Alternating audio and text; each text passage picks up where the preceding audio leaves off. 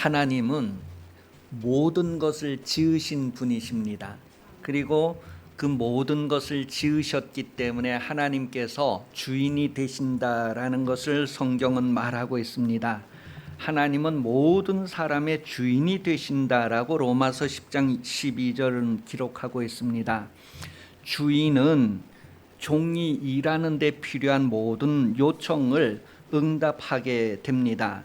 누가복음 10장 2절에 보면 주인에게 청하여 추수할 일꾼들을 보내어 주소서 하라.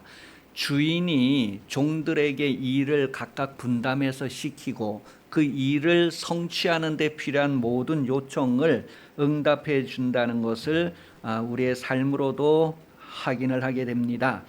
종은 스스로 일하는 것이 아니라 주인에게 받은 일을 합니다. 주인의 지시를 받아서 일하는 것이 바로 종의 인생입니다. 누가복음 7장 8절에도 그러한 표현을 하고 있어요. 종이 자기의 삶을 살면서 주인에게 무엇인가를 요청할 수는 없습니다. 그런데 종이 주인의 지시를 받아서 살면서 뭔가를 요청할 때에는 주인이 그 요청을 응답한다는 거예요. 여러분이 인생으로 살면서 여러분 자신의 삶을 살고 있는지 아니면 주인의 삶을 살고 있는지를 돌아보시기 바랍니다. 내가 신앙생활 하면서 왜 기도 생활을 하지 않을까? 그 근본 원인은 자기의 삶을 사는 사람들은 기도하지 않습니다. 그러나 주인의 삶을 사는 사람들은 기도합니다. 왜냐하면 주인이 지시한 일을 완성하기 위하여 성취하기 위하여서 주인에게 요청하기 때문에 그렇습니다. 자기 일을 하면서 요청하지 않습니다. 주인이 지시한 일을 할 때에 필요한 것들을 주인에게 요청하게 되죠. 나는 내 인생을 살면서 내가 하나님께 무엇을 요청하고 있는가? 하나님의 일을 하고 있는가? 아니면 썩어지고 없어지고 사라질 그냥 육신에 속한 내 일을 하고 있는가를 돌아보게 됩니다. 예수님은 그 인생을 사시면서 자기의 삶을 살고자 이 세상에 오신 것이 아니라 하나님의 일을 하고자 이 세상에 오셨다라고 우리에게 말씀해 주셨어요. 그러니 예수님의 일생을 쭉 보면 스스로를 위함이 아니라 하나님을 위한 삶이었다라는 것을 성경이 우리에게 말해주고 있습니다. 세상에 오신 것도 자기의 일을 하려고 오신 것이 아니고 스스로 온 것이 아니고 하나님의 보냄을 받아서 왔다. 그래서 그 보냄에 대한 삶을 살았다는 것을 우리에게 말해주고 있어요. 그 보내심을 완성하기 위하여서 예수님은 아버지에게 요청하고 기도했다는 것을 성경이 우리에게 말해주고 있습니다.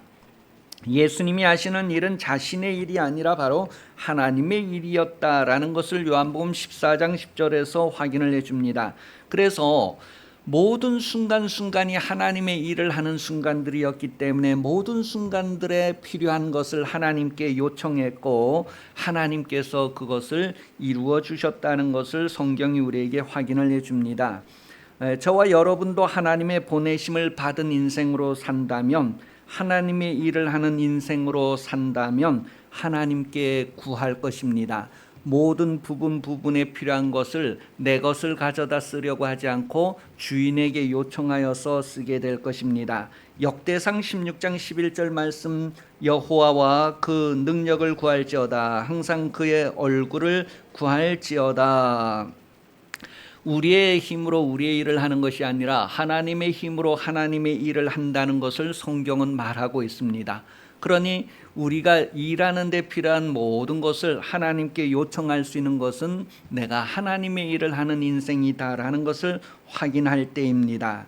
오늘 성경 말씀은 예수님께서 우리에게 기도를 이렇게 하라고 가르쳐 주시는 내용이에요.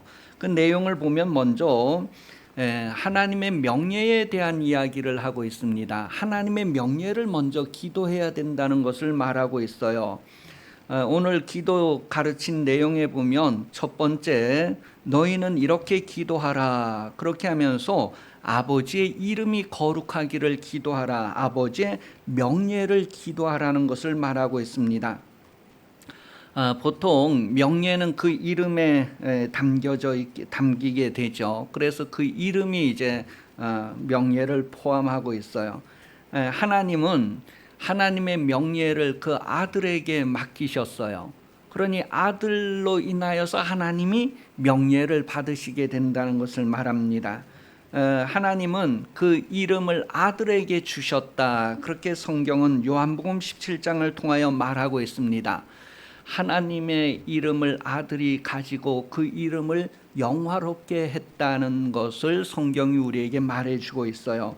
또 그 이름을 이제는 제자들에게 주시고 예수 믿는 여러분에게 주셨다는 것을 성경은 말합니다.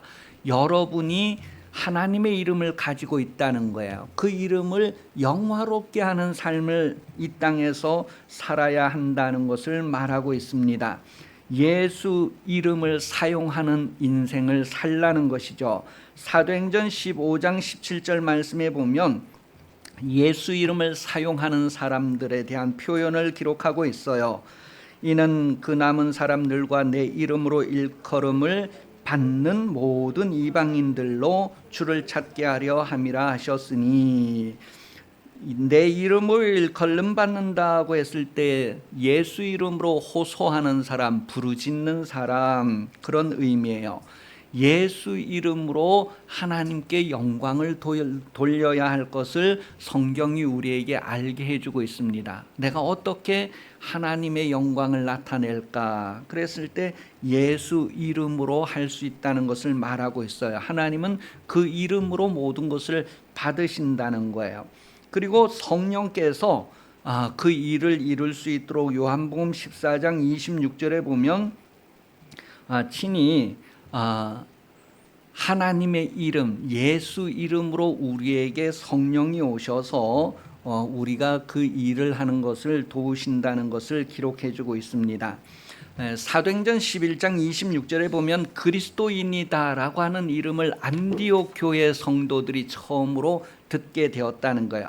저 사람들은 그리스도에게 속한 사람이다. 여러분, 누군가가 여러분을 볼 때 저 사람 예수에게 속한 사람이다, 저 사람은 하나님께 속한 사람이다, 그런 말을 들을 수 있어야 한다는 것을 성경 말합니다. 그런 말을 듣지 않는 것은 아직도 내가 그 이름을 많이 드러내지 않고 있다는, 그 명예를 드러내지 않고 있다는 거예요. 여러분, 하나님의 명예를 예수 이름으로 드러내는 삶을 사시기를 예수님 이름으로 축복합니다.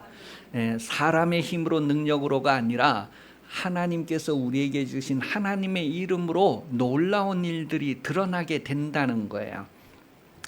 오늘 우리는 예수의 사람이다라는 일컬음을 받아야 할 것을 성경이 말하는데, 갈라디아서 5장 23절에 보면 그리스도 예수의 사람은 육체와 함께 그 정욕과 탐심을 십자가에 못 박았느니라.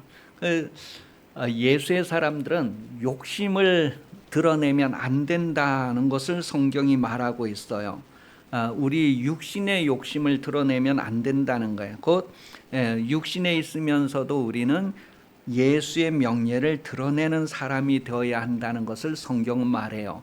우리가 무엇을 기도할까 그랬을 때 먼저 하나님의 명예를 위해서 기도해야 한다는 것을 말합니다. 두 번째 보면 하나님의 나라가 임하기를 기도해야 된다고 말해요. 하나님의 나라가 임하는 것을 기도하라는 거예요. 다시 말하면 하나님의 나라는 능력으로 드러난다는 것을 성경이 우리에게 말해줍니다. 고린도전서 4장 20절에 기록을 하고 있어요. 그러니 우리가 하나님의 능력을 구해야 합니다. 그 능력을 구하고 그 능력을 드러내야 한다는 것을 말합니다. 하나님은 눈에 보이지 아니하시는데 능력이 있으시다는 것을 여러분에게 이름을 주시고 여러분을 통하여 나타내기를 원하신다는 거예요. 그러니까 하나님을 우리가 제한하고 가로막는 것이 아니라 나를 통하여 마음껏 일하시라고, 역사해달라고 그렇게 요청하는 삶을 살아야 할 것을 말하고 있어요.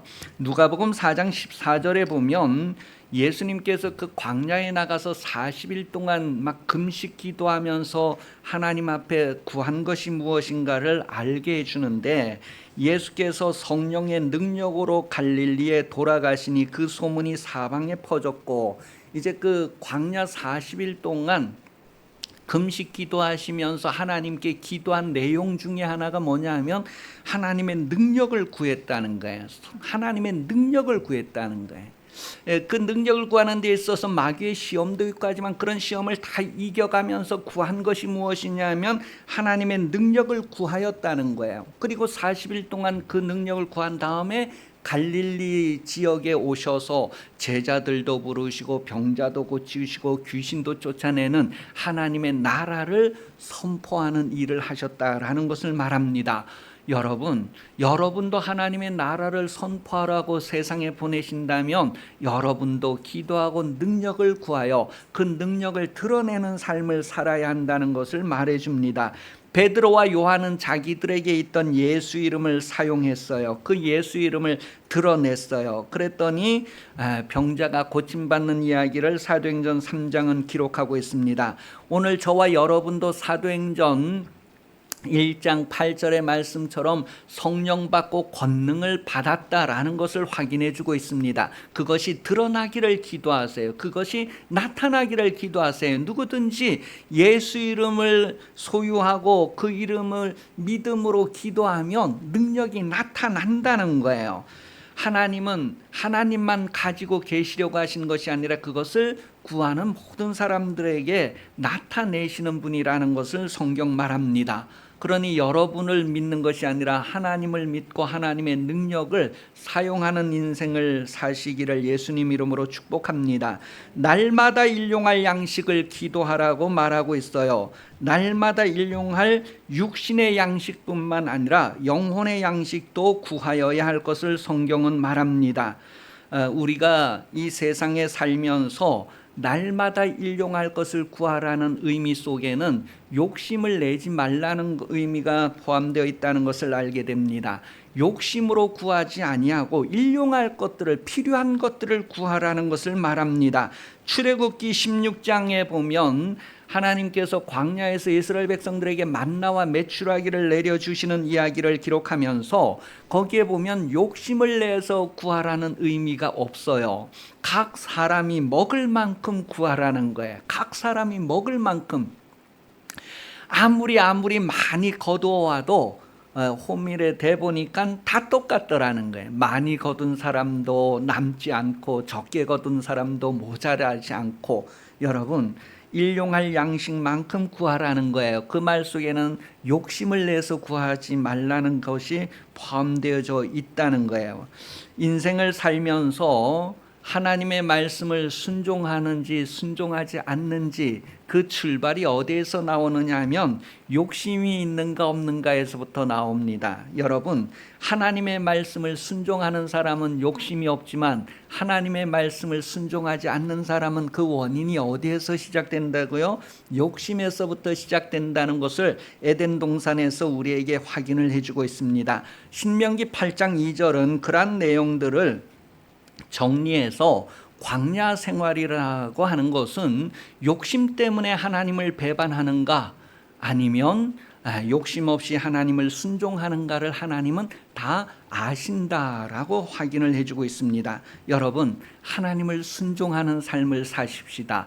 욕심을 내려놓으면 하나님을 순종할 수 있습니다. 그런데 우리가 욕심 때문에 하나님을 배반하고 말씀을 떠나게 된다는 것을 확인하게 됩니다. 여러분, 구약에 그 만나가 내릴 때 하나님께서 만나를 일주일 동안에서 엿새만 주시고 일곱째 날에는 만나를 주지 않았어요.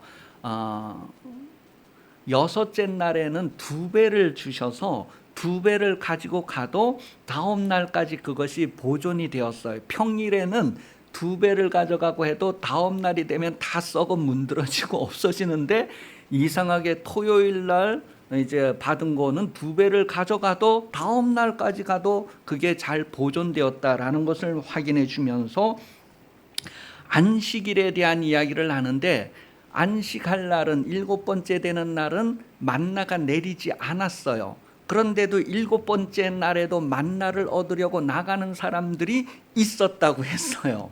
일요일 날도 일하러 나가는 사람이 있다는 거예요. 왜요? 수입 때문에 나가는 거예요. 그런데 일요일 날 나가보니까 만나가 내리지 않더라는 거예요. 하나님이 주시는 것과 다른 것이 주는 것과는 구별할 줄 알아야 된다는 것을 출애굽기 16장 19절에서 26절을 통하여서 우리에게 확인을 해주고 있습니다. 사람의 육신의 눈에 보기에는 일요일 날 나가도 수입이 생기는 것 같지만 결국은 하나님께서는 그 인생 전체를 통하여서 일요일 나가 수고하고 쉬지 못한 것에 대한 유익이 없다는 것을 우리에게 깨닫게 해줍니다. 욕심이다라고 하는 것은 너무너무 헛된 거예요. 욕심이 헛되다는 것, 우리가 이 세상에서 욕심을 부려서 많이 가진 것 같지만 그 많이 가진 것이 다 헛되다는 것을 생각해야 됩니다.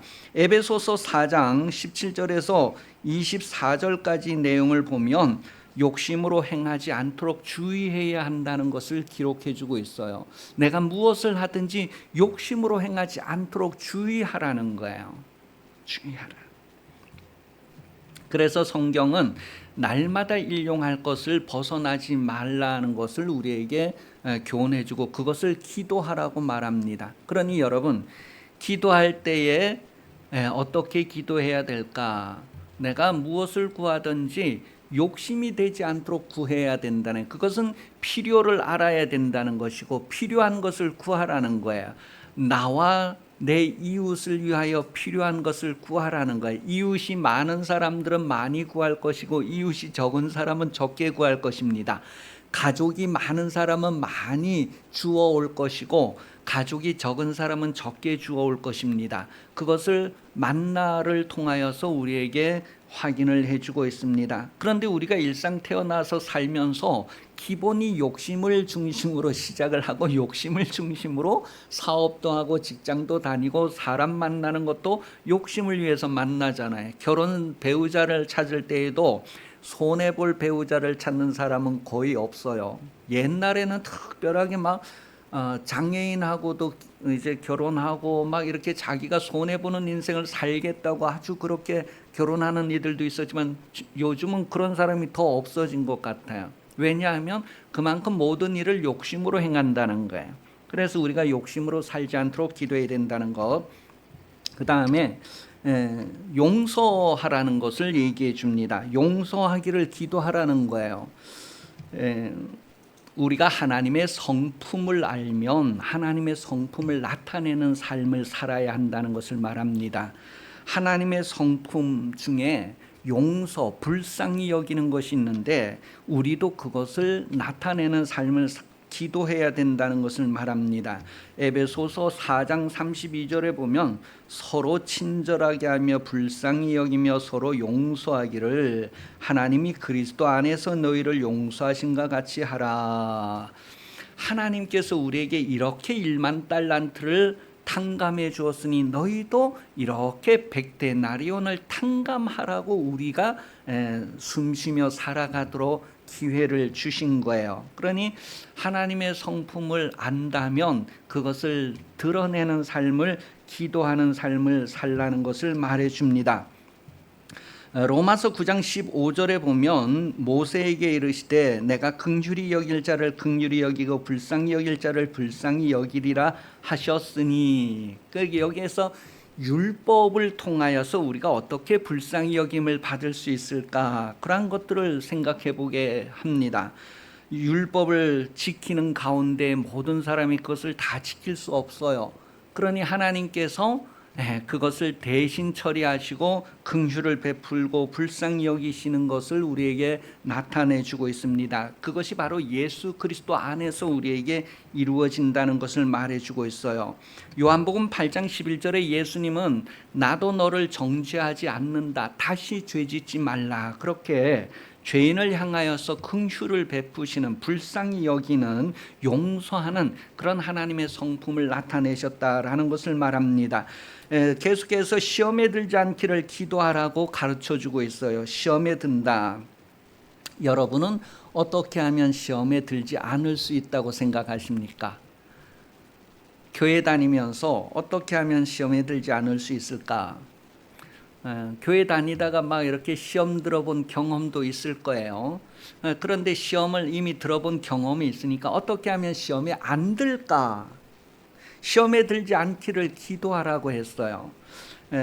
베드로후서 2장 9절에 보면 베드로가 가르쳐주는 내용은 뭐냐 하면 경건하면 시험에 안 든다, 그렇게 가르쳐줍니다. 그러니 경건하기를 기도해야 되는 거예요. 평소에 경건한 삶을 연습하고 경건한 사람은 시험에 들지 않는다라는 것을 말합니다. 주께서 경건한 자는 시험에서 건지실 줄 아시고 불의한 자는 형벌 아래 두어 심판날까지 지키시며, 그 경건한 사람은 시험에 들지 않아요. 그래서 우리가 기도할 때 경건한 삶을 기도하라는 것을 말해주고 있어요. 경건한 사람은 시험에 들지 않게 된다는 것. 그 다음에 두 번째는 어떤 사람이 시험에 들지 않을 수 있느냐 하면 하나님의 말씀을 상실하거나 배반하지 않고 그 하나님의 말씀을 간직하고 지키는 사람은 시험에 들지 않는다라고 기록하고 있습니다. 많은 사람이 시험에 드는 이유는 하나님의 말씀을 배척했기 때문에 그래요. 하나님의 말씀을 영접하지 않았기 때문에. 요한계시록 3장 10절 말씀에 보면 내가 나의 인내의 말씀을 지켰은즉 내가 또한 너를 지켜 시험의 때를 면하리니 이는 장차 온 세상에 임하여 땅에 관한 자들을 시험할 때라. 하나님의 말씀을 간직하고 지키는 사람은 그 시험을 면하게 된다는 것을 확인해 주고 있습니다. 그러면서 마태복음 24장 13절에도 끝까지 견디는 자는 구원을 얻으리. 하나님의 말씀을 품고 여러 가지 이유와 유혹이 올지라도 그 말씀을 빼앗겨버리지 않고 그 말씀을 배척하지 않고 지켜야지만 된다는 것을 다시 한번 확인을 해주고 있어요.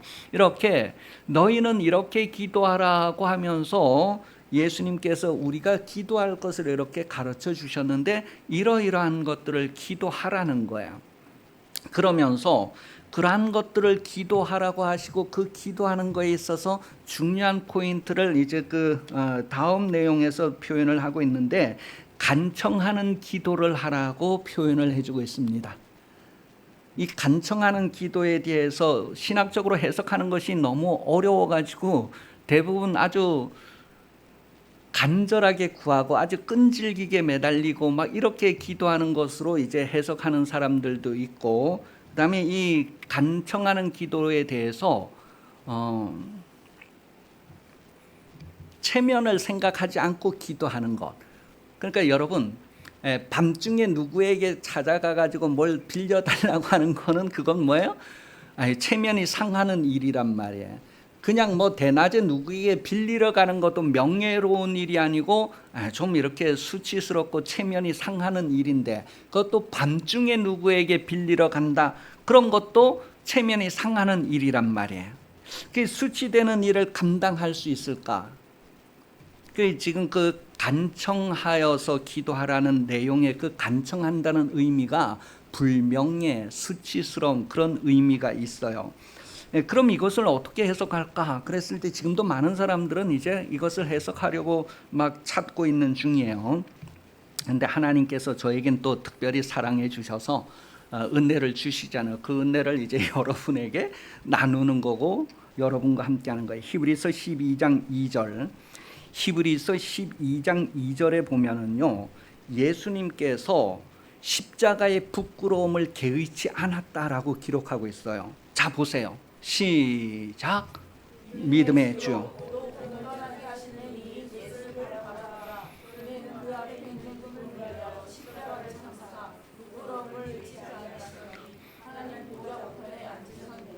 십자가는 너무너무 부끄러운 건데 그것을 개의치 않았다는 거예요. 기꺼이 십자가를 졌다는 그 수치와 그 모든 불명예를 친히 받아들이셨다는 것을 말합니다. 왜요? 그렇게 함으로 하나님 보좌 우편에 앉게 되었다는 거예요. 여러분도 수치와 불명예를 기꺼이 감당할 수 있는 삶을 살 수 있겠습니까? 다른 사람을 위하여서 기도한다는 것, 여러분이 기도한다는 것은 바로 이 수치와 불명예를 각오하는 기도, 그런 기도를 해야 된다는 것을 예수님이 말하고 있어요. 주님이 가르쳐 주신 기도는 자기를 위한 기도도 되지만 다른 사람을 위한 기도도 됩니다. 지금 밤중에 찾아온 친구 때문에 친구에게 먹을 것을 줄 것이 없어서 지금 내가 다른 친구에게 가서 먹을 것을 빌리는 상황의 수치를 감당할 수 있겠느냐는 거예요.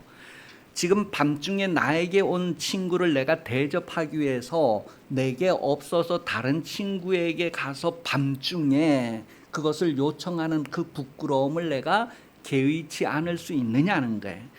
다른 사람을 위해서 내가 창피를 당하고 십자가를 질 수 있느냐라는 거예요. 무거운 짐을 질 수 있느냐라는 거예요. 그것을 지금 예수님이 주기도문을 가르쳐 주시고 그 밑에 나오는 포인트로 가르쳐 주고 있어요.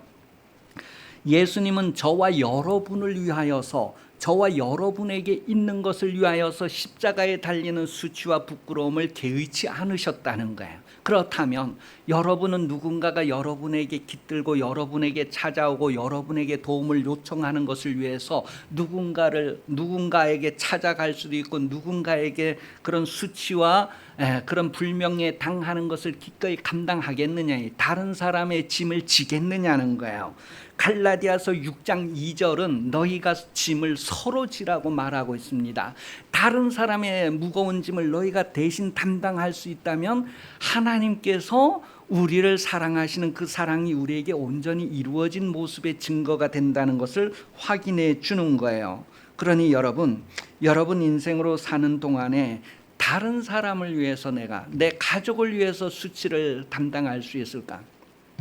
마가복음 7장 24절에서 30절에 보면 저기 두로 지역의 수로보니게 여인에 대한 이야기가 나와요. 두로 지역은 저 북쪽을 이스라엘의 저 북서쪽에 저 우리 두만강 위치 정도 있는 동네를 이 두로라고 생각하면 돼요.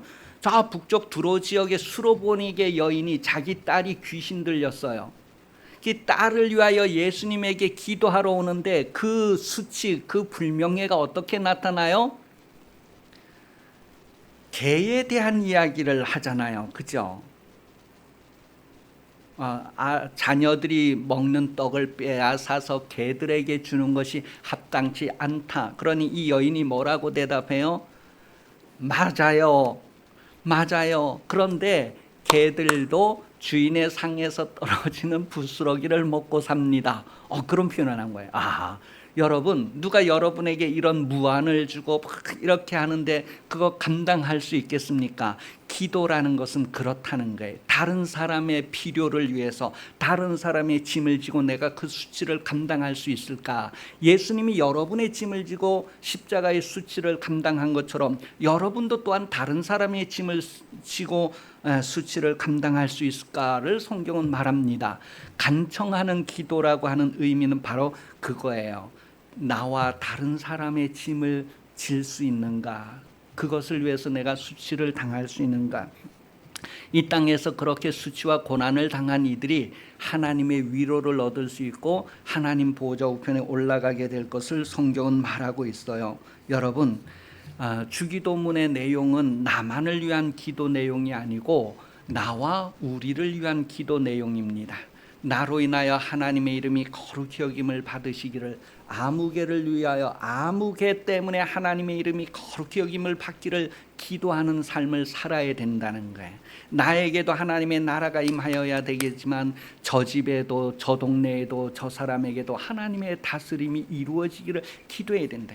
나만 시험에 빠지지 않은 저 사람도 시험에 빠지지 않기를, 유혹받지 않기를 위해서 기도해야 된다네. 그런 짐을 감당하는 것, 그것이 바로 간청하는 기도의 의미입니다. 여러분, 예수님의 기도는 간청하는 기도였다는 것을 우리에게 말해주고 있어요. 자기를 위하여 구하는 것보다도 저와 여러분을 위하여 구하는 것, 성령이 지금도 말할 수 없는 탄식으로 기도한다는 것을 로마서 8장은 기록하는데 그 내용은 저와 여러분을 위한 것. 예수님이 지금도 보좌 우편에서 기도하고 있다고 히브리서가 기록할 때에 그것은 예수님이 보좌 우편에서 자기를 위해서 뭘 기도하겠어요? 여러분이 이 땅에서, 교회가 이 땅에서 음부의 권세를 이기고 최후 승리하기를 위해서 지금도 기도하고 있다고 하는 것을 성경은 알게 해주고 있습니다. 여러분, 예수님이 여러분에게 가르쳐 주신 기도, 간청하는 기도, 다른 사람의 짐을 질 수 있을까? 갈라디아서 6장 2절처럼 너희 짐을 서로 지라고 하는데, 예수님은 여러분의 짐을 날마다 져주신다는 게, 날마다 우리의 죄짐을 지시는 주님이다라고 시편은 기록하고 있어요. 여러분, 그 주님을 영접했고 그 주님을 안다면 그 주님의 성품이 여러분에게 온전히 이루어지고 그것이 드러나는 그런 삶을 살 수 있기를 예수님 이름으로 축복합니다. 기도하겠습니다. 하나님 아버지, 우리가 하나님을 알게 해주시고 하나님을 아는 그 모든 것들이 드러나는 삶을 살게 해 주시옵소서. 성령으로 하나님을 알게 하시고 성령으로 하나님을 드러내는 인생이 되게 해 주시기를 간절히 원합니다. 다시 오시는 예수 그리스도께서 은혜 베풀어 주시며 하나님 아버지 무한하신 사랑하심과 성령의 도우심이 주일 오전 예배 참석하여 머리 숙인 성도들 위해 영원히 함께 하시기를 간절히 축원하옵나이다. 아멘.